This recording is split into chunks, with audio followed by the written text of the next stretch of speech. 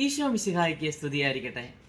മിശിഹായിൽ സ്നേഹമുള്ള കൂട്ടുകാരെ, വിശുദ്ധാത്മാക്കളുടെ വസന്തകാലമായ ഈ നോമ്പുകാലത്തിലൂടെ കടന്നുപോയി നമ്മുടെ രക്ഷകനായ യേശുക്രിസ്തുവിൻ്റെ ജനനത്തിനായിട്ട് ഒരുങ്ങിക്കൊണ്ടിരിക്കുന്ന ഈ പുണ്യപ്പെട്ട ദിവസങ്ങളിൽ നമുക്ക് ഇന്ന് നക്ഷത്രത്തെ പറ്റി ഒന്ന് ധ്യാനിക്കാം. നമ്മുടെ ഭവനങ്ങളെയും ദേവാലയങ്ങളെയും എല്ലാം മനോഹരമാക്കുന്ന നക്ഷത്രത്തെപ്പറ്റി. യേശുവിൻ്റെ ജനനത്തെ അറിഞ്ഞ് യേശുവിനെ കണ്ട് ആരാധിക്കാനായിട്ട് വന്ന രാജാക്കന്മാർക്ക് വഴികാട്ടിയായിട്ട് നിന്നത് നക്ഷത്രമായിരുന്നു. അതുകൊണ്ട് തന്നെയാണല്ലോ നക്ഷത്രത്തെ പ്രതീക്ഷയുടെ അടയാളമായിട്ട് നമ്മൾ കണ്ടുവരിക. വിശുദ്ധ മത്തായിയുടെ സുവിശേഷം 2-ാമത്തെ അധ്യായം 10-ാം വാക്യത്തിൽ വചനം പറഞ്ഞു വയ്ക്കുന്നു, നക്ഷത്രം കണ്ടപ്പോൾ അവർ അത്യധികം സന്തോഷിച്ചു.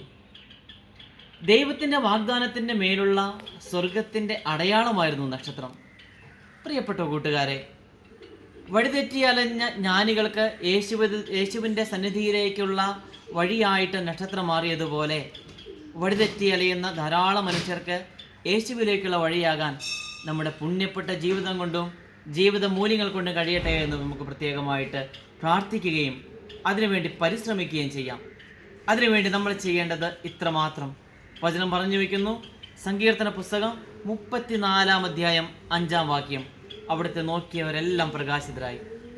അവിടുത്തെ നോക്കി പ്രകാശിതരായിട്ട് ജീവിക്കാൻ ഈശോ അനുഗ്രഹിക്കട്ടെ.